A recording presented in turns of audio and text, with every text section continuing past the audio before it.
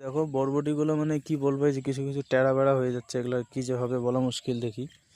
তারপর এই যে দেখবো কিছু কিছুগুলো বরবটি এগুলো মানে এই যে নিচে যদি ঝুলে থাকে এভাবে, তো এগুলোকে উঠা দিতে হবে, নাহলে এই যে টেরা হবে, এই যে এরকম টেরা হবে, দেখো এরকম টেরা হবে। তো এগুলোকে কী করতে হবে, এগুলো একটু হাইট করে উঁচু করে দিতে হবে, যাতে মনে করি টেরাটা না হয়। মালটা যাতে সকালবেলা ছিঁড়বো, তো সকাল হতে হতে আশা করি সোজা হয়ে যাবে।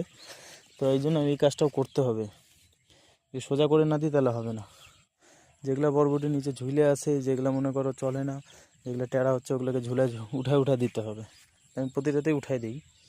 তো তোমাদের সবাইকে বলবো আমি যে যদি বরবটি খেতে করে থাকো তাহলে মনে করো এটা উঠাই দিতেই হবে, না হলে হবে না দাদা। তো বন্ধুরা এই দেখো বরবটিগুলো কীভাবে পোকা ধরছে, মানে কি বলবো, শেষ।